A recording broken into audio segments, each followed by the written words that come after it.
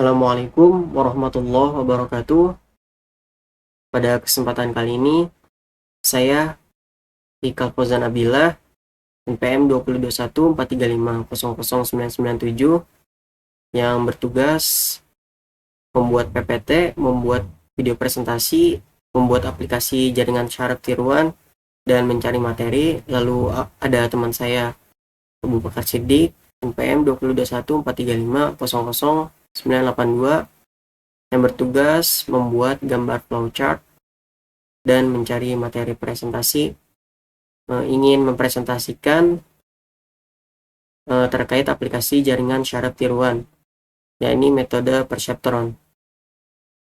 Sebelum itu, saya ingin menjelaskan terlebih dahulu apa itu metode perseptron.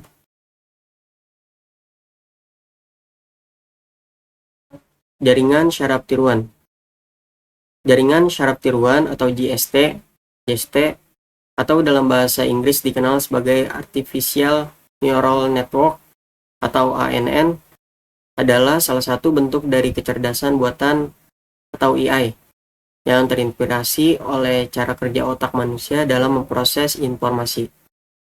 JST merupakan suatu sistem komputasi yang terdiri dari kumpulan unit pemproses sederhana yang disebut neuron buatan, yang diorganisasikan dalam lapisan-lapisan dan dihubungkan oleh sejumlah bobot. Sistem ini dirancang untuk mampu mengenali pola, belajar dari data, dan melakukan prediksi atau klasifikasi secara otomatis. Algoritma perseptron. Secara umum, perseptron adalah algoritma pembelajaran yang digunakan untuk klasifikasi binar. Artinya, perseptron digunakan untuk memetakan input ke salah satu dari dua kelas output. Perseptron belajar dengan menyesuaikan bobot input berdasarkan kesalahan prediksi, sehingga ia dapat mengenali pola dalam metadata. Perseptron disebut juga sebagai neuron tunggal atau single layer neural network karena tidak memiliki lapisan tersembunyi atau hidden layer. Struktur perseptron. Satu unit perseptron memiliki 3 komponen utama. Pertama, input. Input adalah data atau fitur yang diberikan ke perseptron, misalnya X1, X2, dan seterusnya. Yang kedua, yakni bobot atau weight, yakni nilai W1, W2, dan seterusnya yang menunjukkan seberapa besar pengaruh masing-masing input. Yang ketiga, fungsi aktivasi. Fungsi yang memutuskan apakah neuron aktif atau tidak berdasarkan nilai masukan total. Perseptron juga memiliki bias atau B, yaitu nilai tetap yang ditambahkan ke input agar model lebih fleksibel. Ini gambaran flowchart dari aplikasi perseptron. Pertama ada mulai, lalu bawahnya input data, tinggi badan, berat badan, dan aktivitas. Lalu bawahnya data training, bawahnya data testing, lalu proses klasifikasi metode perseptron, lalu hasil klasifikasi status gizi, lalu selesai. Data percobaan. Data pertama, tingginya 171, berat badannya 86, aktivitasnya ringan. Data kedua, 170, tingginya, berat badannya 58, aktivitas normal. Data ketiga, tinggi badannya 163, berat badannya 45, aktivitasnya padat.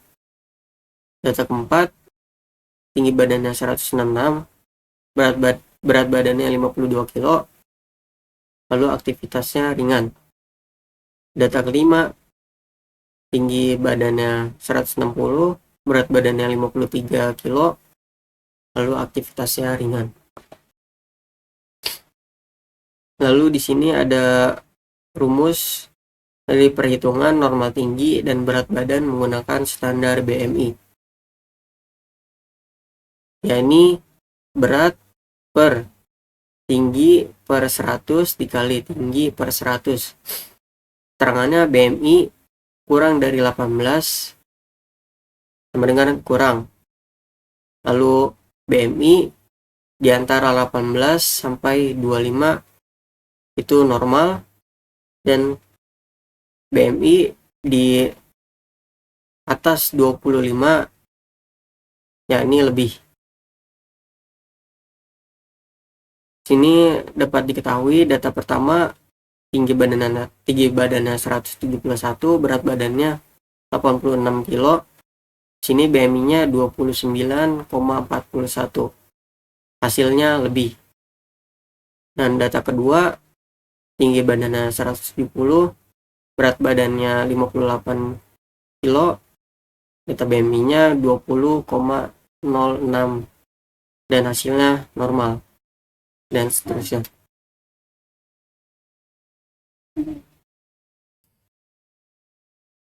Hasil normalisasi dari data tinggi badan dan berat badan menggunakan min dikurang max scalar jika nilai berat badan menjadi 0. Ini mungkin disebabkan oleh pembulatan yang dilakukan oleh fungsi print. Dalam normalisasi minimal dikurang maksimal, data akan dinormalisasi ke dalam rentang 0 hingga 1, di mana nilai terkecil dalam dataset akan menjadi 0 dan terbesar akan menjadi nilai 1. Simpulannya, perseptron adalah model jaringan syarat tiruan paling dasar yang dirancang untuk menyelesaikan masalah klasifikasi binar yang linear.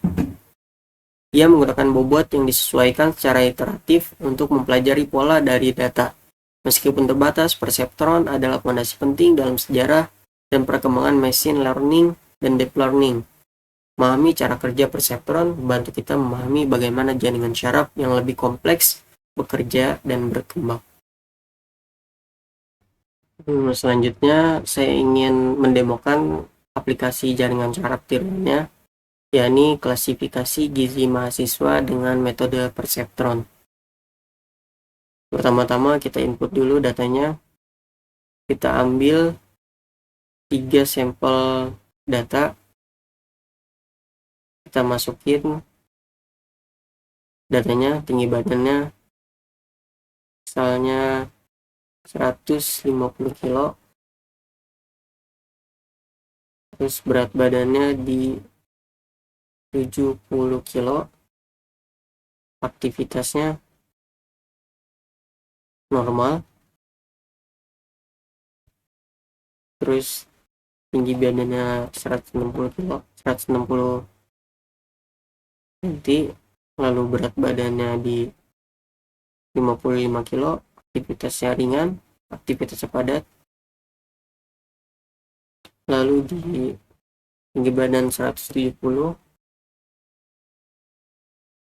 berat badan di 45 kilo, aktivitasnya ringan. Lalu kita submit.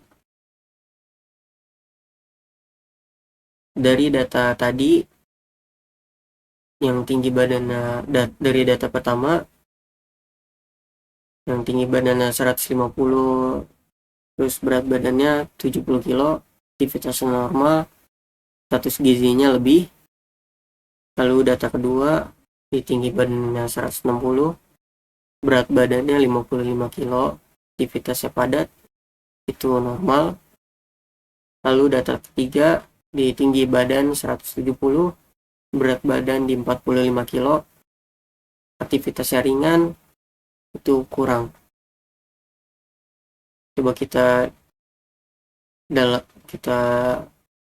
klik dalam bentuk angka.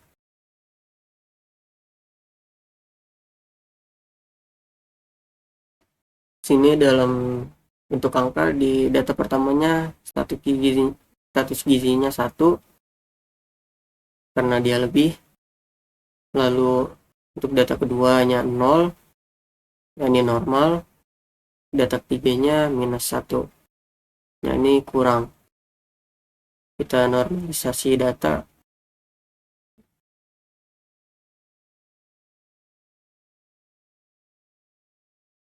Ini hasil normalisasi data, kita hitung dengan perseptron.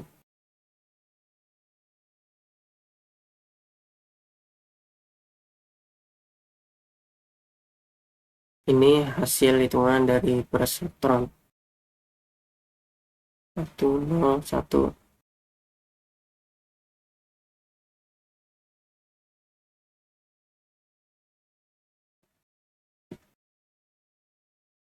Mungkin cukup sekian presentasi dari saya. Kurang lebihnya mohon maaf. Assalamualaikum warahmatullahi wabarakatuh.